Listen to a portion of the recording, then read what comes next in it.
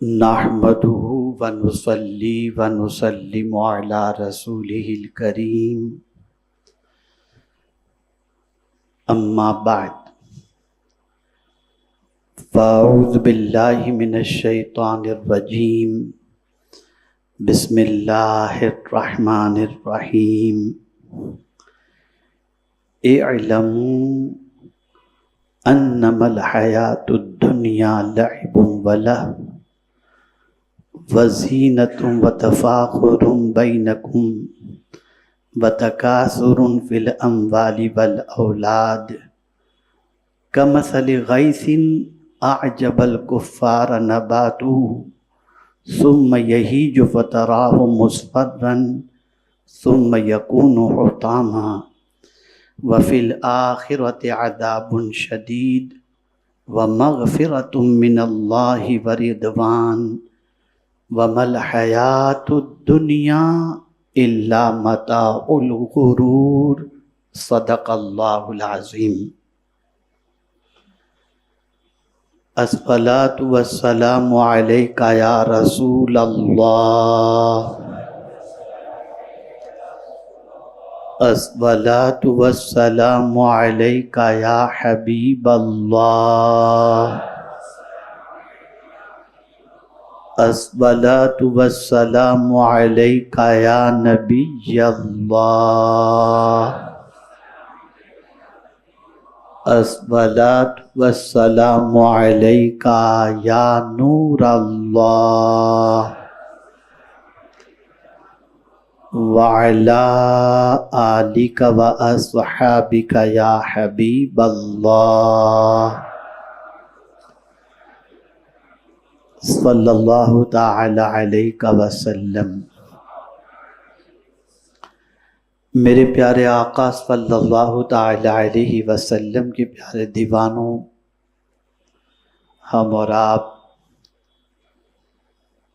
آج حضرت مخدوم سمنہ رحمۃ اللہ تعالی علیہ کے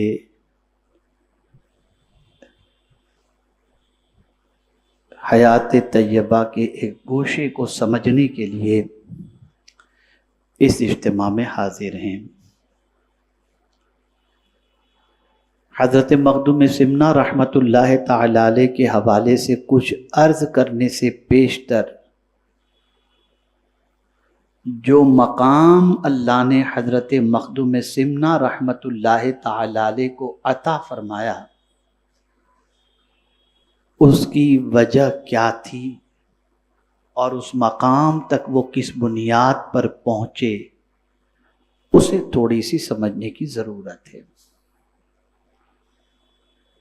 یہ بات اچھی طریقے سے ذہن کے اندر رکھیں کہ جتنے بھی اولیاء کاملین اس فرش گیتی پر تشریف لائے یا قیامت تک لائیں گے، وہ رہنمائی حاصل کیے اور کرتے رہیں گے قرآن سے اور حدیث سے۔ اور یہ بات اپنی جگہ پر مسلم ہے کہ جو قرآن سے ہدایت حاصل کرتا ہے، رہنمائی حاصل کرتا ہے، اور احادیث سے جو رہنمائی حاصل کرتا ہے، جملہ یاد رکھیے گا، اللہ اسے ذلت نہیں عزت عطا فرماتا۔ اور جو قرآن و احادیث کے خلاف چل کر کے عزت حاصل کرنا چاہتا ہے، وہ دنیا میں بھی ذلیل ہوتا ہے اور آخرت میں بھی ذلیل ہوتا ہے۔ یہ نقطہ ہمیشہ کے لیے ذہن میں رکھیں۔ حضرت مخدوم سمنہ علیہ الرحمت والرضوان بہت عظیم ذات بابرکت کا نام ہے، بلکہ ایک سلسلے کے بانی کا نام حضرت مخدوم اشرف جہانگیر سمنانی رحمۃ اللہ تعالی علیہ۔ ایک بات اور ذہن میں رکھیں کہ حضرت مخدوم سمنہ رحمۃ اللہ تعالی علیہ کے والد اور والدہ یہ دونوں بھی بڑے اونچے مقام پر فائز تھے، اور یہ بات اچھی طریقے سے ایک مثال کے ذریعے سمجھا دوں کہ ماں مولا علی جیسا، باپ مولا علی جیسا ہو اور ماں خاتون جنت جیسی ہو تو بیٹا حسین جیسا پیدا ہو۔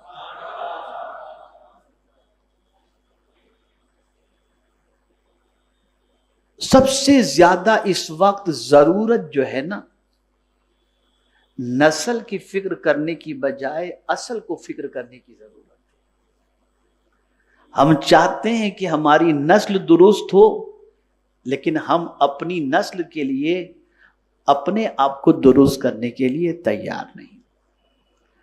اصل درست ہو جائے تو نسل درست ہو جائے گی۔ میں نے کہیں کسی خطیب سے کہا تھا کہ کب تک آپ اصلاح معاشرہ کانفرنس کرتے رہو گے، ایک کانفرنس اصلاح ذات کی بھی تو کریں۔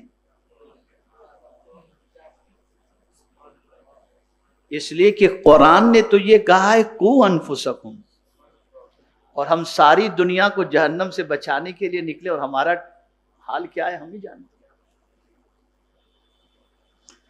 خیر، میں سمجھاؤں، حضرت مخدوم سمنہ علیہ الرحمہ کے والد کے حوالے سے کچھ بتا دوں اور ان کی والدہ کے حوالے سے۔ میرے پیارے آقا صلی اللہ علیہ وسلم کے پیارے دیوانوں، حضرت مخدوم سمنہ علیہ الرحمہ کے والد کا نام تھا سلطان سید ابراہیم سمنانی۔ یہ ایران کے فرما روا تھے، بادشاہ تھے۔ لیکن عادت دیکھیے، مبلغین سے بھی میں گزارش کروں گا غور سے سنیے اس کو۔ کیا تھے وہ؟ بولیے۔ بادشاہ تھے، فرما روا تھے۔ ذوق سے انسان پہچانا جاتا ہے، شوق سے انسان پہچانا جاتا ہے، دوستوں سے انسان پہچانا جاتا ہے۔ کسی کی فکر کیسی ہے اس کا اندازہ لگانا ہو تو اس کی دوستی کس سے ہے اس سے آپ اندازہ لگا سکتے ہیں۔ حضرت امام اعظم ابو حنیفہ رحمت اللہ تعالی علیہ سے کسی نے پوچھا کہ مجھے اللہ والوں کی صحبت نصیب ہو جائے، توجہ چاہوں گا، اللہ والوں کی صحبت نصیب ہو جائے اس کے لیے مجھے کیا کرنا چاہیے؟ تو یہ نہیں فرمایا کہ تلاش کرو، فرماتے تم متقی بن جا، تجھے ولیوں کی صحبت نصیب ہو جائے، یہ فرمایا۔ تو اب آپ کا مزاج جب اللہ سے ڈرنے کا بن جائے گا تو آپ ایسوں کی ہی سنگت پسند کریں گے جو اللہ سے ڈرنے والے ہوں، اور مزاج ہی کے اندر فطور ہو تو پھر اللہ ہی خیر فرمائے، کیا کہنا، اللہ ہی خیر فرمائے۔ اب دیکھیے، حضرت مخدوم سمنہ علیہ الرحمہ کے والد سلطان سید ابراہیم سمنانی رحمت اللہ تعالی علیہ ایران کے فرما روا تھے۔ اب دربار میں بادشاہ کے، آج بہت سارے بادشاہ گزرے ہیں تو کوئی پتہ نہیں چٹکلے چھوڑنے والے کو بٹھاتا، کوئی کس کو بٹھاتا، کوئی کس کو بٹھاتا، لطائف کے دور چلتے، عیاشی اور شراب کے دور چلتے۔ لیکن فکر دیکھی حضرت مخدوم سمنہ علیہ الرحمہ کی، ان کے دربار میں بھیڑ کن لوگوں کی زیادہ لگی رہتی، اس سے سمجھ میں آئے گا۔ تو فرمایا گیا ان کا دربار فضلائے عصر اور علماء وقت سے آباد تھا، کہ ان کے دربار میں علماء کا جھمگھٹا رہتا، اور اس دور کے جو بڑے بڑے فاضل ہوتے ان کا دربار اس سے بھرا پڑا رہتا۔ خود سلطان ایک صوفی مشرف بادشاہ تھے، صوفی تھے لیکن بادشاہ سے بھی مشرف تھے۔ یہ دونوں بڑی عجیب چیزیں ہیں، صوفی بھی ہو اور بادشاہ بھی، یہ دونوں بڑی عجیب چیزیں۔ صوفی تو زاہد فی دنیا کو کہتے ہیں، اور بادشاہت ایک الگ چیز ہے۔ لیکن حقیقت میں اگر دیکھا جائے تو صوفی ہی کو بادشاہ بننے کا حق ہے، حقیقت میں۔ اس کو میں سمجھا سکتا ہوں واقعات کی روشنی میں، لیکن مجھے تھوڑی تاخیر ہو گئی، اس لیے کہ میں تقریباً عصر کے بعد سے میٹنگ میں لگا ہوں اور ابھی اجتماع کے بعد بھی ایک میٹنگ اور باقی ہے. خیر، اسی کے ساتھ ساتھ بادشاہ وقت ہیں، فرما روا ہیں ایران کے، لیکن آپ زہد و تقوی میں بھی کامل تھے، اور عمر زیادہ ہو چکی تھی.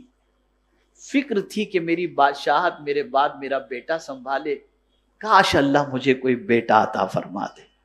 نیت دیکھیے، خود زاہد تھے، متقی تھے، پرہیزگار تھے، اور رعایا کو سب سے زیادہ انصاف دینے والوں میں سے تھے. غریب پروری ان کی فطرت تھی. اس وجہ سے یہ تمنا تھی کہ میرے بعد کوئی ایسا نہ آئے جو میرے طریقے کے خلاف چلے، اللہ مجھے ایسا بیٹا عطا فرمائے جو بعد میں اس حکومت کو سنبھال سکے. تمنا تھی. اور اسی لیے یاد رکھیں، خالی بیٹے کی تمنا کبھی نہیں کرنی چاہیے. فکر حضرت ابراہیم علیہ السلام کو اپناتے ہوئے رب ہب لی من الصالحین کی فکر رکھنی چاہیے کہ اللہ مجھے نیک بیٹا عطا فرما. بیٹے کی آرزو تھی. ایک رات وہ سو رہے تھے، حضرت سلطان سید ابراہیم سمنانی رحمت اللہ تعالی علیہ، خواب میں حضور صلی اللہ علیہ وسلم کی زیارت نصیب ہو.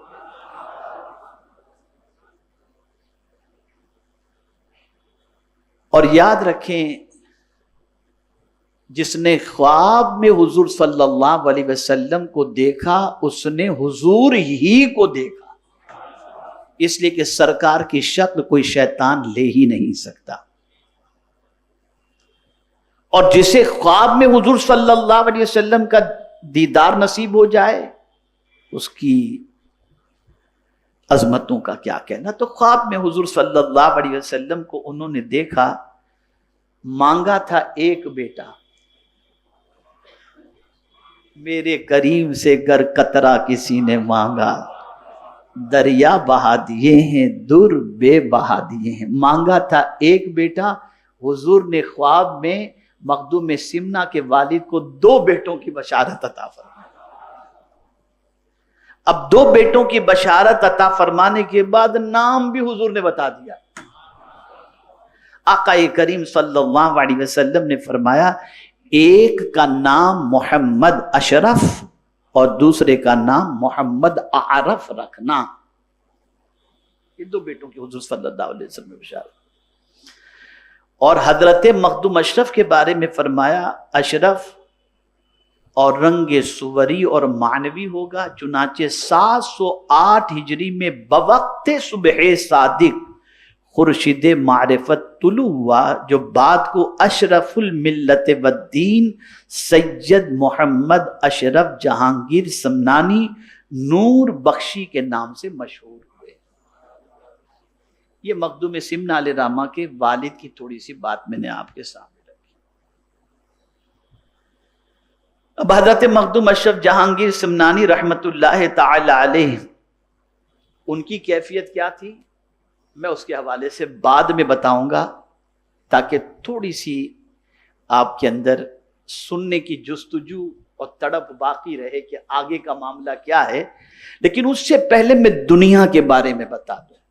یہ بات یاد رکھیے گا، مقام، کوئی بھی مقام غرق دنیا سے نہیں ملتا، ترک دنیا سے ملتا ہے. اور حب دنیا سے نہیں ملتا، حب آخرت سے ملتا ہے. جب تک کہ انسان کی توجہ حب آخرت کی طرف نہیں ہوگی، اس وقت تک اسے کوئی مقام اور مرتبہ نصیب نہیں ہو سکتا. اب آئیے پہلے دنیا کو سمجھ لیں، پھر مخدوم سمنا علیہ رحمہ کی حیات طیبہ کو سمجھتے ہیں. قرآن کا انداز دیکھیے، جہاں بہت سارا علم حاصل کرنا فرض ہے، جاننا فرض ہے، جیسے کہ اللہ کے بارے میں اعلموا انہ لا الہ الا ہو، جان لو کہ اللہ کے علاوہ کوئی عبادت کے لائق نہیں. ایسے ہی یہ جاننا بھی ضروری ہے کہ یہ دنیا کیا ہے. تو اللہ عز و جل نے فرمایا اعلموا، جان لو. پتہ چلا یہ علم بھی سیکھنا ضروری ہے.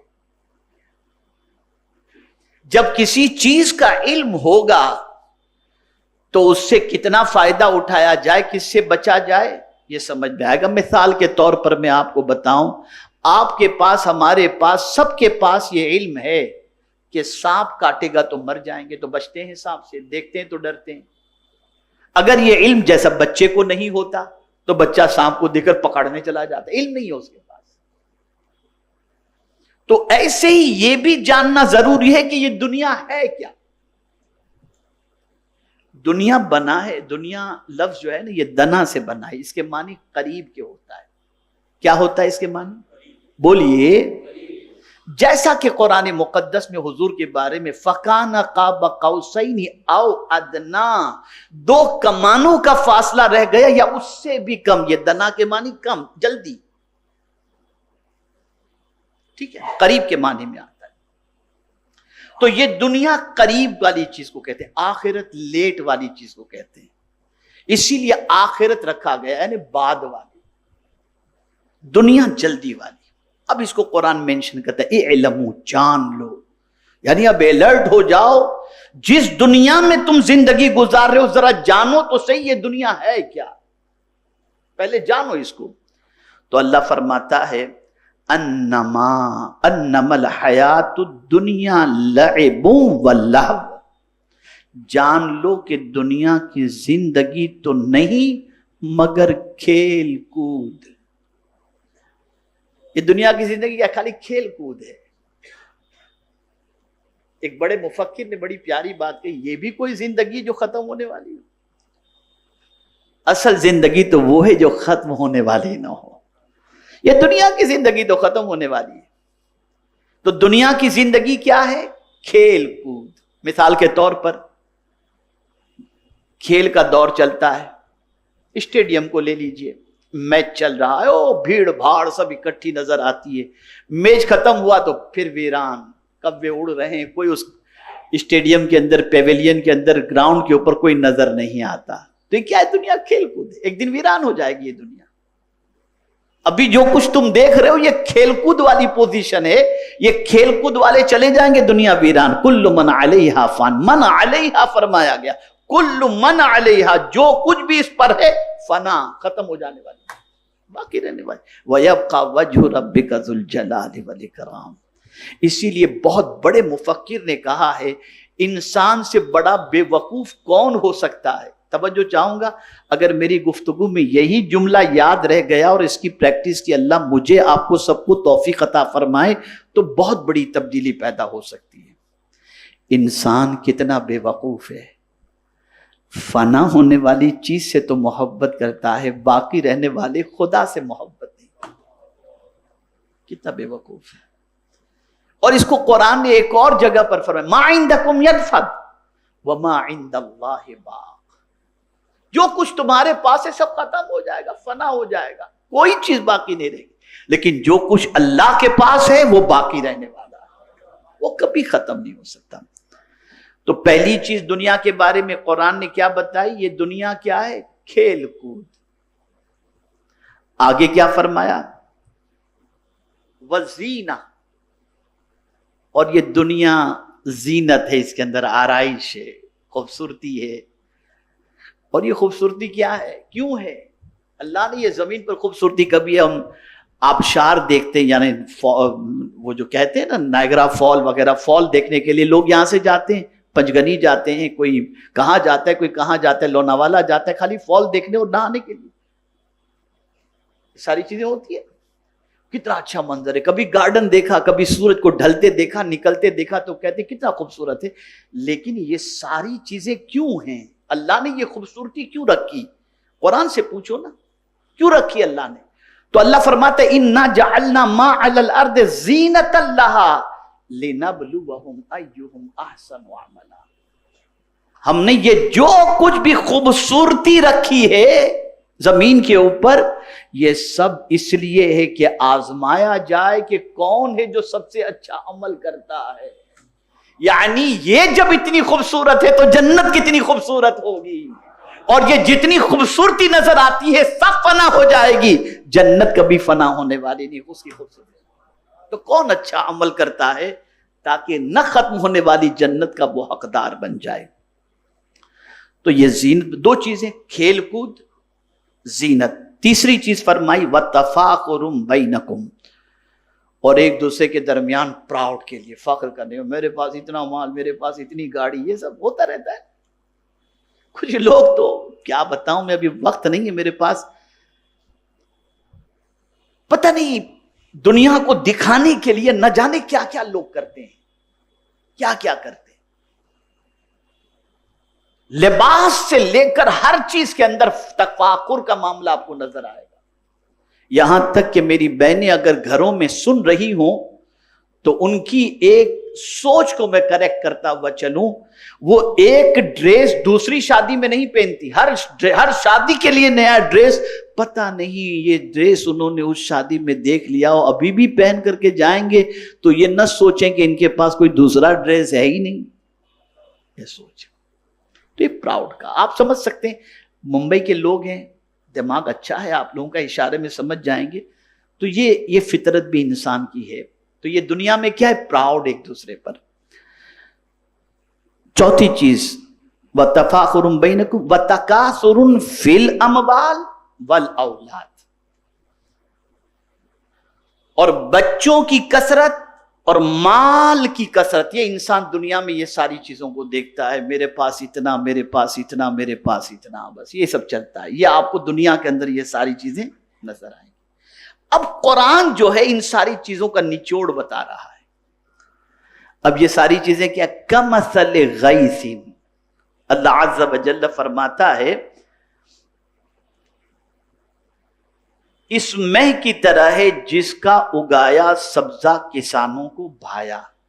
یعنی یہ دنیا کس طرح کی ہے کہ ایک کسان اگر کوئی چیز بیج زمین کے اندر ڈال دیتا ہے تو زمین کے اندر سے جب کھیت کے اندر اناج نکلنا شروع ہوتا ہے اور ساری چیزیں نکلنی شروع ہوتی ہیں تو آپ دیکھتے ہوں گے کہ کسان کتنا خوش ہوتا ہے کہ بارش گری، اور بارش کے گرتے ہی یہ ساری چیزیں، کھیت جو ہے وہ ہرا بھرا نظر آتا ہے، اور آپ دیکھتے ہیں کہ یہ ہرا بھرا کھیت کتنے دن تک نظر آتا ہے، جب تک اسے کاٹے نہیں، 4-5 مہینہ، اور پھر اس کے بعد کٹائی شروع ہو جاتی ہے۔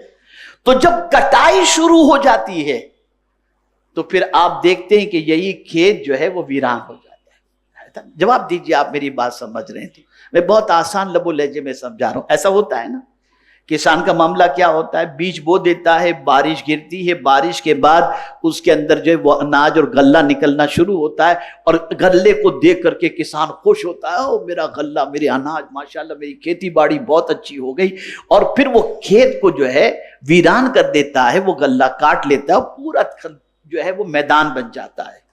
قرآن نے اس طریقے سمجھایا، اور یہ بات یاد رکھیں، اللہ جو مثال دیتا ہے نا، وہ مثال بڑی عجیب ہوتی ہے۔ میں آج وہ آیت پڑھنا مجھ سے رہ گیا، لیکن سورہ عنکبوت کی وہ آیت ہے، اللہ عز و جل نے انسانوں کو کیسا سہارا بتایا، اتنا کمزور انسان کو سہارا بتایا، فرمایا انسان کا سہارا مکڑی کے جالے کی طرح ہے، اتنا کمزور۔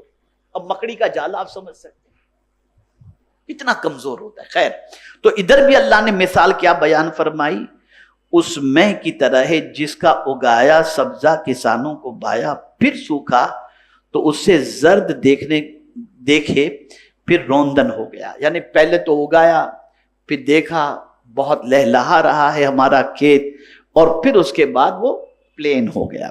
تو اللہ نے اس طرح سے مثال فرمائی۔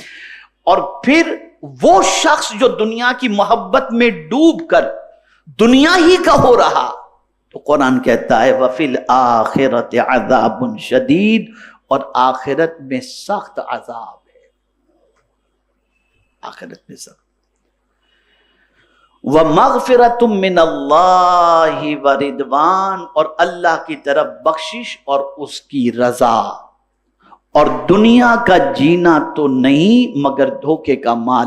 اللہ کی طرف بخشش یعنی جس نے اللہ سے بخشش طلب کر لی اور اللہ کو راضی کرنے کی کوشش کی، اللہ عز و جل اس کی بخشش بھی فرما دیتا ہے، اسے اپنی خوشی بھی عطا فرما دیتا ہے۔ اور آگے فرمایا اور دنیا کا جینا، یہ جو ہم جی رہے ہیں نا دنیا کے اندر، یہ جی رہے ہیں نا، اس کو سمجھیے قرآن نے کیا کہا، اور یہ دنیا کا جینا مگر دھوکے کا مال ہے، دھوکا ہے، یہ دھوکا ہے۔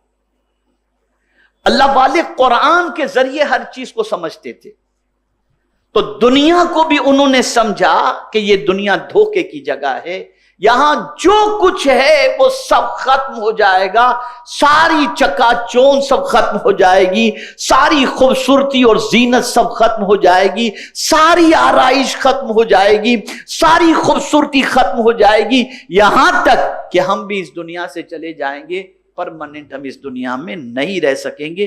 اس کی مزید تفصیل میں آپ کے سامنے اس وقت عرض نہیں کر سکتا، اس لیے کہ وقت اتنا نہیں۔ میں مختصراً یہ دنیا کے بارے میں آپ کو بتا دیا، تھوڑا سا اور دنیا کو سمجھ لیں سرکار صلی اللہ علیہ وسلم کے ارشاد کی بھی روشنی میں اور بزرگان دین کے اقوال کی بھی روشنی میں۔ حضور صلی اللہ علیہ وسلم نے کیا فرمایا، اب سنیے۔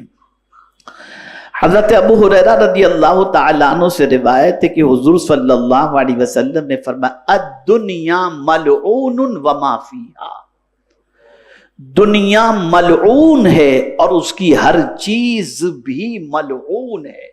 ملعون کسے کہتے ہیں؟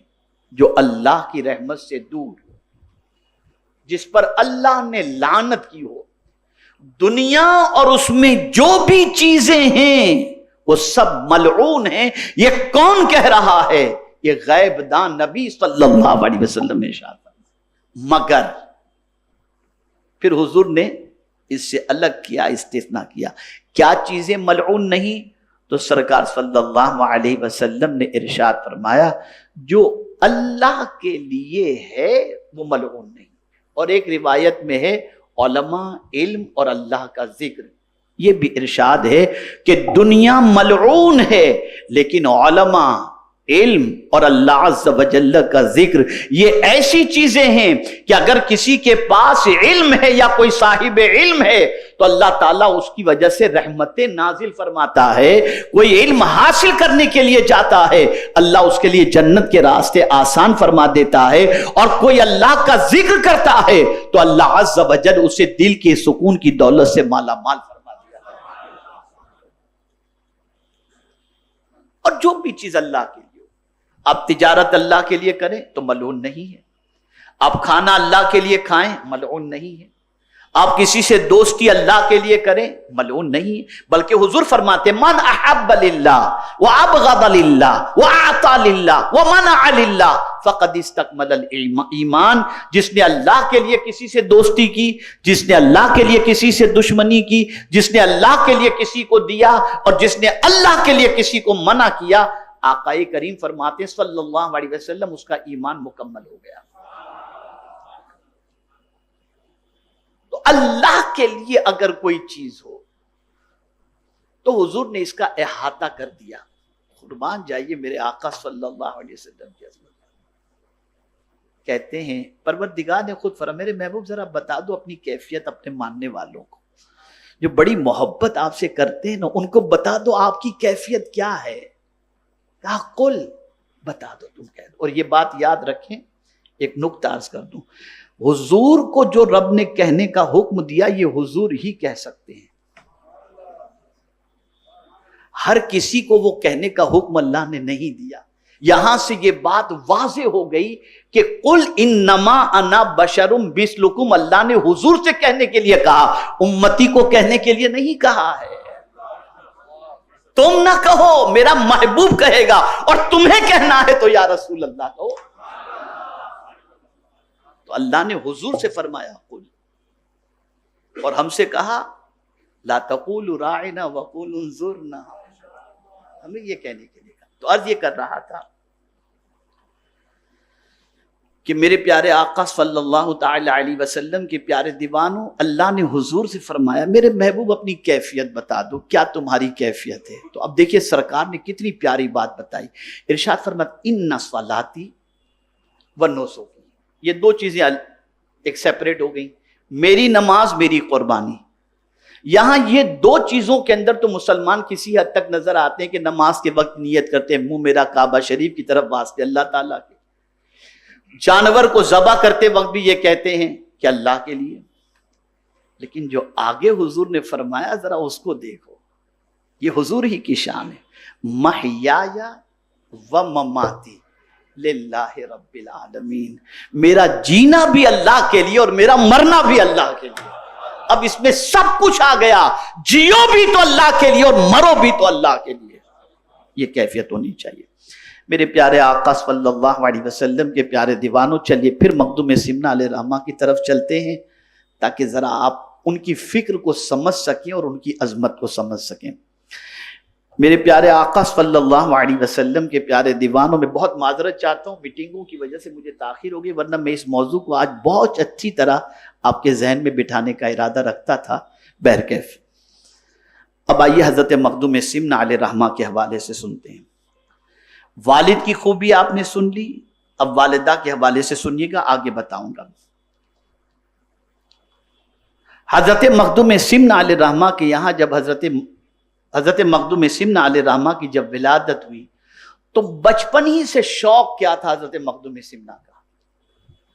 تو فرمایا گیا عبادت کا شوق تھا، ذکر الہی کا شوق تھا، تنہائی میں یاد الہی میں مصروف رہنے کا شوق تھا، خلق خدا کی خدمت کا شوق تھا۔ یہ بچپن ہی سے عادت تھی، بچپن ہی سے اسی میں لگے ہوئے تھے۔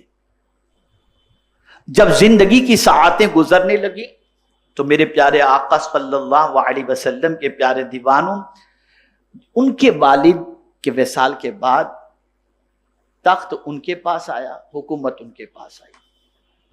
اب آپ سمجھ سکتے ہیں کہ جب تخت آ جائے، بادشاہت آ جائے، حکومت آ جائے، وہ بھی جوانی میں، بڑھاپے میں نہیں۔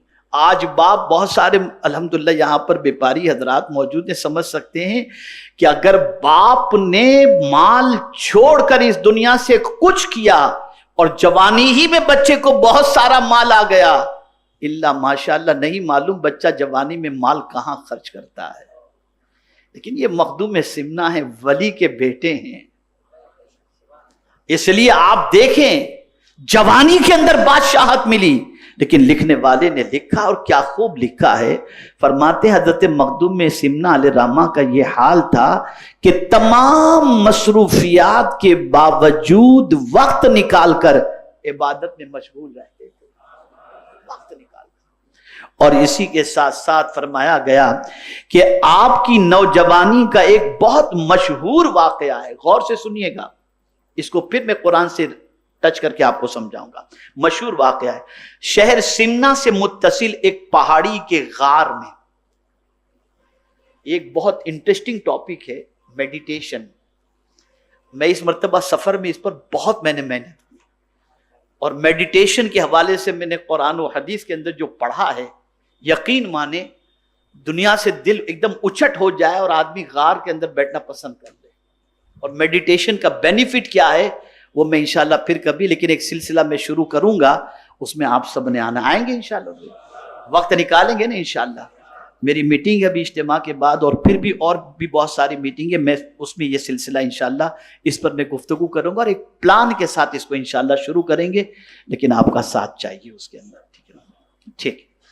تو حضرت مخدوم سمنہ علیہ الرحمہ ایک پہاڑی کے غار میں عبادت میں مصروف تھے، اللہ کی یاد میں لگے ہوئے تھے۔ آپ نے دیکھا کہ آپ کی والد اب لگے ہوئے عبادت میں، اور کیا دیکھ رہے ہیں کہ والدہ ماجدہ تشریف لائی اور ارشاد فرماتی ہیں، اشرف مستقبل قریب میں عنان حکومت تمہارے ہاتھوں میں آنے والی ہے، اور اگر امور حکومت سے تمہاری بے رغبتی کا یہی عالم رہا تو تم کس طرح سے شہنشاہی کے فرائض انجام دو گے؟ یعنی میرے بیٹے آگے چل کر تم ہی حکومت سنبھالنے والے ہو، اب تم غار میں جا کر کے بیٹھو گے اور عبادت کرو گے تو حکومت کیسے چلاؤ گے؟ یہ کس کو دیکھ رہے ہیں؟ کہتے ہیں ماں کو۔ کس کو دیکھ کہہ رہے ہیں؟ کس کو دیکھ کر کہہ رہے ہیں؟ ماں کے حوالے سے۔ اب سنیے، یہ الفاظ جیسے ہی حضرت مخدوم سمنہ کی سماعت سے ٹکرائے، یعنی آپ کے کانوں سے ٹکرائے، تو آپ نے نگاہ اوپر اٹھا کر دیکھا اور غصے کی حالت میں یہ ارشاد فرمایا تو میری ماں ہرگز نہیں ہو سکتی، کیونکہ میری والدہ مجھے غافل کرنے کی سعی بھی ہرگز کر ہی نہیں سکتی، تو یقیناً شیطان ہے اور اپنے مکر و فریب میں گرفتار کر کے یاد الہی سے روکنا چاہتا ہے۔ آپ کے ان الفاظ کو سن کر شیطان بہت زور سے ہنسا اور کہنے لگا اے اشرف، واقعی میں شیطان ہوں اور اپنے فریب میں تمہیں گرفتار کرنا چاہتا تھا، لیکن تم جیت گئے اور میں ہار گیا۔ کیا کانفیڈنس تھا اپنی ماں کے بارے میں، کیا کانفیڈنس تھا کہ میری ماں مجھے کبھی اللہ کی یاد سے غافل کر ہی نہیں سکتی۔ پتا چلا وہ ماں بہت اچھی ہے جو اپنے بچوں کو یاد الہی میں مصروف رکھتی ہیں، اور وہ ماں جو اپنے بچوں کو دین سے روکتی ہیں، ان سے بڑا کم نصیب بھی کوئی نہیں ہو سکتا، اور شیطان کے ہتھ کنڈے کے شکار ہونے والی وہ عورت ہو ہی سکتی ہے۔ اس عورت کا کیا کہنا وہ شیطان کے مکر و فریب کے شکار ہو۔ میرے پیارے آقا صلی اللہ علیہ وسلم کے پیارے دیوان، یہ آپ نے والد کے حوالے سے بھی سن لیا، والدہ کے حوالے سے۔ بچپن ہی سے حضور سید مخدوم اشرف جہانگیر سمنانی رضی اللہ تعالیٰ عنہ کی طبیعت سلوک کی طرف مائل تھی، اور اسی وقت سے نماز کے خوگر تھے۔ یہی وجہ ہے کہ اکثر و بیشتر خواب میں اولیاء کاملین اور بزرگان دین کی زیارت نصیب ہوتی تھی، اور آپ عالم رؤیا میں ان سے فیوز و برکات حاصل کرتے، یعنی خواب میں ان اولیاء کرام سے فیض حاصل کرتے۔ آخر کار ایک شب، ایک رات خواب میں دیکھا کہ حضرت خضر علیہ السلام فرما رہے ہیں کہ اگر سلطنت الہی مقصود ہے، اب یہ سنیے، کون؟ حضرت خضر علیہ السلام، خضر بھی کہتے ہیں اور خضر بھی کہتے ہیں۔ انہوں نے خواب میں، ہم جس مخدوم مہائمی کی نگری ممبئی میں رہتے ہیں، حضرت مخدوم مہائمی کے استاد حضرت خضر علیہ السلام ہیں، ان سے پڑھا کرتے تھے، ان سے پڑھا کرتے۔ بہت کم لوگ ممبئی میں رہ کر حضرت مخدوم مہائمی علیہ الرحمہ کی بارگاہ سے اکتساب فیض نہیں کرتے۔ یہ بھی ایک الگ ٹاپک ہے، میں زندگی رہی تو پھر بتاؤں گا کہ ولی کی بارگاہ میں جا کر کے کیا مانگنا چاہیے اور کیا طلب کرنا چاہیے۔ بہت عظیم ٹاپک ہے، اس پر بھی میں نے سفر کے اندر تھوڑا سا دیکھا تو میری عقل دنگ رہی۔ خیر، تو حضرت مخدوم مہائمی علیہ، حضرت مخدوم سمنا علیہ الرحمہ کو نے ایک شب، ایک رات خواب میں حضرت خضر علیہ السلام کو دیکھا، وہ فرما رہے ہیں، اور کیا فرما رہے ہیں؟ اگر سلطنت الہی مقصود ہے۔ کیا مطلب؟ اللہ عز و جل ساری مخلوق کا بادشاہ ہے، وہی سلطان ہے، وہی، کوئی چیز ایسی نہیں جس پر اس کی سلطانی نہ چلتی ہو۔ اب حضرت خضر فرماتے سلطان الہی مقصود ہو، یعنی جس مخلوق پر اللہ کی حکومت چلتی ہے، اگر تو چاہے کہ وہ بھی تیری بات مانے۔ اس کو سمجھاتا ہوں ایک واقعے کے ذریعے۔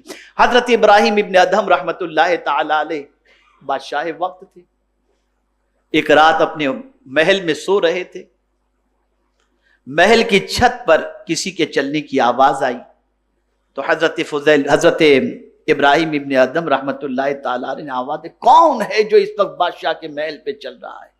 تو وہاں سے جواب آتا ہے، میں اپنا کھویا ہوا اونٹ تلاش کرنے کے لیے نکلا ہوں۔ تو حضرت ابراہیم ابن ادہم نے جواب میں فرمایا، کھویا ہوا اونٹ تجھے جنگل میں ملے گا، بادشاہ کی چھت پر نہیں۔ آواز آتی ہے، اے ابراہیم، اگر خدا کو بھی تلاش کرنا ہے تو وہ نرم گدے پر نہیں ملتا۔ بس دل پہ ضرب لگی، فوراً سلطنت چھوڑ دی، بادشاہ نکل گئے جنگل و بیابان میں۔ 2-3 سال کے بعد دریائے دجلہ کے کنارے پر تشریف فرما تھے، تو وزیر نکلا جو پرانا وزیر تھا، اس نے دیکھا حضرت ابراہیم ابن ادہم گدڑی سل رہے ہیں اپنے ہاتھوں سے۔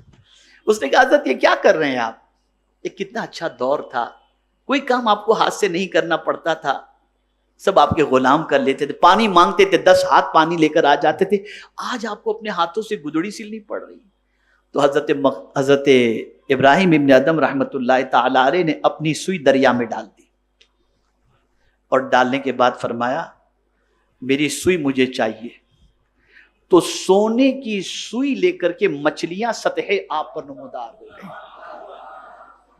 تو حضرت ابراہیم ابن ادم علیہ الرحمہ نے فرمایا مجھے میری سوئی چاہیے. ایک مچھلی حضرت ابراہیم ابن ادم کی سوئی لے کر نمودار ہوئی. تو حضرت ابراہیم ابن ادم نے وزیر سے کہا بتا وہ بادشاہت اچھی تھی یا یہ بادشاہت اچھی تھی؟ اسی کو حدیث میں فرمایا گیا من کان للہ کان اللہ. جو اللہ کا ہو جاتا ہے اللہ اس کا ہو جاتا ہے. تو حضرت خضر نے فرمایا سلطان الہی سلطنت الہی مقصود ہے تو ہندوستان جاؤ اور اس دنیاوی سلطنت سے ہمیشہ کے لیے کنارہ کشی اختیار کر لو. یہ چھوڑ دو بادشاہت, یہ دنیا کی جو بادشاہت ہے چھوڑ دو اسے. اس لیے کہ بہت سارے کاموں کی وجہ سے تم اللہ عز و جل کی عبادت کے اندر اتنے منہمک نہیں ہو پاتے جتنا ہونا چاہیے. دل تو لگا رہتا ہے لیکن ذمہ داریاں تمہارے ساتھ لگی, چھوڑ دو اسے. بس اپنی والدہ کے پاس گئے. بعض روایت میں آیا کہ جب والدہ کے پاس پہنچے تو ایک روایت میں اس وقت 23 سال کی عمر اور ایک روایت میں اس وقت 25 سال کی عمر, اور اپنی والدہ سے کہتے ہیں ماں میں نے یہ خواب دیکھا ہے, تیرا کیا ارادہ ہے؟ آج کی ماں ہوتی تو کیا کہتی. اور قربان مخدوم سمنا کی والدہ کی عظمت پر فرماتے بیٹے جب تو پیدا ہوا تھا نا تبھی سے تیرے حوالے سے یہ ساری بشارتیں تھیں. بیٹے اب دیکھیں جملہ, خدا کی قسم میں نے آج یہ جملہ پڑھا تو میرے رونگٹے کھڑے ہو گئے. ایک عجیب کیفیت, ماں ہو تو ایسی. برجستہ کہا میرے بیٹے تو جانا چاہتا ہے ہندوستان, جا بیٹے میں تجھے اپنا حق معاف کرتی ہوں. یہ جملہ سب سے بڑا ہے. اپنے بچے کو بچا لیا.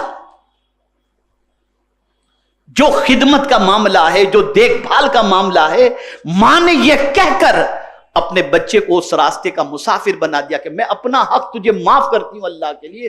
اور پھر فرمایا ایسے نہیں جائے گا جس طرح بادشاہ کی سواریاں جاتی ہیں نا, ایسے تو فقر و سلوک کے راستے پر جائے گا. اور پھر پوری فوج کے ساتھ حضرت مخدوم سمنا ہندوستان کے لیے روانہ ہوا. کیسے یہ مقام ملا؟ ترک دنیا کے بعد, غرق دنیا سے نہیں. اور میں حیران ہوں, میں جب یہ ساری چیزیں دیکھ رہا تھا تو جب حضرت مخدوم سمنا کے بارے میں یہ پڑھا تو مجھے مان ایک آیت یاد آ گئی. مانے والذین جاہدوا فینا لنہدینہم سبلنا. میرے پیارے آقا صلی اللہ علیہ وسلم کے پیارے دیوانوں, قرآن مقدس میں اللہ عز و جل نے بڑی پیاری بات ارشاد فرمائی کہ جو اللہ کی راہ میں کوشش کرتا ہے اللہ اسے راستہ نہیں دکھاتا, راستے دکھا دیتا ہے. یہاں سے یہ بات سمجھ میں آئی تم اللہ کے لیے قدم تو اٹھاؤ, تم ایک قدم اٹھاؤ کہ اللہ تمہارے لیے بہت سارے راستے پیدا فرما دے. لیکن یہاں کوئی محنت کرنے کے لیے تیار نہیں, کوئی محنت کرنے. تو حضرت مخدوم سمنا علیہ الرحمہ نے سلطنت چھوڑی, آرام چھوڑا, اطمینان چھوڑا, خدام چھوڑے, غلاموں کو چھوڑا, سب کچھ چھوڑ کر نکل پڑے حضرت مخدوم سمنا علیہ رحمت و رضوان. اور اس زمانے کے پیروں کی عظمت پر بھی قربان. ایک نہیں کئی اولیاء سے ملاقات ہوئی لیکن کسی نے مرید نہیں کیا. سب نے پیشانی مخدوم سمنا پر نور ولایت چھلکتے دیکھا لیکن کسی نے مرید نہیں کیا. فرمایا تمہارا حصہ پنڈوا شریف میں ہے, تمہارے پیر وہاں ہیں. کیا اخلاص تھا, قربان جائیے. ہر ایک سے ایک بڑے بزرگ ملے لیکن سب نے وہاں بھیجا. اعلیٰ حضرت کا بھی معاملہ, گئے تھے بدایوں شریف, کا تمہارا حصہ یہاں نہیں ہے, ماررہ شریف میں ہے. پتا چلا اگر کوئی مرید کو مقام تک پہنچانا چاہتا ہے تو وہ جانتا ہے کہ یہ مقام علیہ تک کس پیر کے دامن سے وابستہ ہو کر کے پہنچے گا. تو عرض کرنے کا منشا یہ ہے, اس آیت کو ہمیشہ کے لیے یاد رکھیں. کچھ راہ سلوک کا سفر طے کرنا ہے تو اس کے لیے ضرورت اس امر کی ہے کہ کوشش کرو. میں کوئی کرامت نہیں بتا رہا ہوں، الحمدللہ کئی بار حضرت مخدوم سمنہ علیہ الرحمہ کی بارگاہ میں حاضری کی سعادت مجھے نصیب ہوئی ہے، اور میں اللہ کا شکر ادا کرتا ہوں کہ سب کے لیے جب آستانے کا دروازہ بند ہو جاتا ہے اور میں جب فون کر دیتا ہوں تو الحمدللہ اس وقت میرے لیے دروازہ کھول کر مجھے اندر لیا جاتا ہے. اللہ کا شکر ہے، الحمدللہ بہت کچھ ہم نے پایا. تقریباً اولیاء کاملین کی بارگاہ میں جہاں جہاں بھی جانے کی سعادت نصیب ہوتی ہے بہت کچھ ان کی بارگاہ سے ملتا ہے، بہت کچھ ملتا ہے. میں کرامت نہیں بیان کرتا، میں آپ کو وہ راستہ بتانا چاہتا ہوں جس راستے پر چل کر حضرت مخدوم سمنہ صاحب کرامت بنے. آپ اتنی بڑی قربانی نہیں دے سکتے، نہ ہم دے سکتے ہیں. ہم کم از کم اس راستے پر چلنے کی تو کوشش کریں جس راستے پر چل کر مخدوم سمنہ کو یہ مقام ملا. اگر وہ پوری زندگی چلے، ہم کچھ قدم چل لیں، کچھ قدم چلیں. دنیا کو بھی سمجھو، مخدوم سمنہ کو مقام سلطنت کو چھوڑ کر ملا، سلطنت کو رکھ کر کے نہیں. ایک چھوٹی سی عارضی سلطنت انہوں نے چھوڑ دی تو اللہ تعالیٰ نے ان کو بڑی سلطنت عطا فرما دی. تو اگر کوئی شخص دنیا سے اپنے تعلق کو کمزور، ضرورت بھر دنیا کی فکر کرے اور زیادہ فکر اگر آخرت کی کرے تو اللہ اسے دنیا بھی دے دیتا ہے اور آخرت بھی. بس ایک چھوٹا سا واقعہ عرض کر کے گفتگو ختم کرتا ہوں. ایک صاحب سائیکل پر چاول کی گونی لے کر جا رہے تھے. اچانک وہ گونی گر گئی، چاول کی گونی گر گئی اور چاول زمین پر بکھر گئے. فوراً چڑیا آئیں اور آنے کے بعد ان کے منہ کی جتنی کیپیسٹی ہے اتنے دانے منہ میں لے کر کے اڑ گئیں. سمجھ رہے نا میری بات؟ اتنے دانے منہ میں لے کر وہ اڑ گئیں. لیکن ایک صاحب تشریف لائے، انہوں نے اتنا چاول دیکھا سب بھرنے کی کوشش کی، کچھ بھی چھوڑنا نہیں پسند کیا. کہنے والے نے کہا کہ چڑیا نے کل کی فکر نہ کی، اس نے زندگی کی فکر کر لی. تو چڑیا کا توکل کتنا اچھا کہ جتنی ضرورت تھی 2 دانے منہ میں لی اور چل گئی. اور انسان اتنا جمع کرنے کی فکر کرتا ہے اور سوچتا ہے پتہ نہیں کل میرا کیا ہوگا. ارے بندے، جو آج ہمارا خدا ہے وہ کل بھی ہمارا ہی خدا ہے. یہ توکل پیدا کرو. دنیا کی محبت، دنیا کی چاہت اللہ ہم سب کے دل میں کم کر دے اور آخرت کی چاہت زیادہ کر دے. ہمیں آخرت کی تیاری کی توفیق نصیب فرمائے. حضرت مخدوم سمنہ علیہ الرحمۃ والرضوان نے ہمیں یہ درس دیا، دنیا کمانا برا نہیں، دنیا دل میں رکھنا برا ہے. اس کو حضرت صدیق اکبر رضی اللہ تعالیٰ عنہ کی دعا پر میں اختتام اس آج کے اجتماع کو کرتا ہوں. حضرت صدیق اکبر رضی اللہ تعالیٰ عنہ فرماتے ہیں، دعا کرتے تھے، اللہم ابسط علی فی الرزق. آپ سوچیں گے صدیق اکبر اور یہ دعا، اے اللہ مجھ پر روزی کشادہ کر دے، خوب روزی کشادہ کر دے. جیسے کچھ لوگ کہتے ہیں نا کہ حضرت دعا کریں عثمان غنی کا خزانہ مجھے مل جائے. اچھی دعا ہے لیکن ادھوری ہے. میں صدیق اکبر کی بھی پوری دعا بتا دوں. جب صدیق اکبر دعا کرتے تو کہتے اللہم ابسط علی فی الرزق وازہد منہ، اے اللہ اس سے مجھے بے نیاز کر دے. یعنی دل اتنے زیادہ مال میں نہ لگا رہے، دل لگا رہے تو تجھ سے لگا رہے، تیرے حبیب سے لگا رہے. تو جو لوگ یہ دعا کرتے ہیں کہ اللہ عثمان غنی کا خزانہ مل جائے، تھوڑی سی اور بھی دعا کر دیں، ان کے جیسی سخاوت کا جذبہ بھی مل جائے تاکہ معاملہ برابر ہو. اللہ تعالی ہم سب پر کرم کی نظر فرمائے اور رسول رحمت صلی اللہ علیہ وسلم کی تعلیمات پر اور حضرت مخدوم سمنہ علیہ الرحمۃ والرضوان کے کردار پر عمل کی توفیق نصیب فرمائے. وما علینا الا البلاغ المبین. السلام علیکم ورحمۃ اللہ تعالی وبرکاتہ.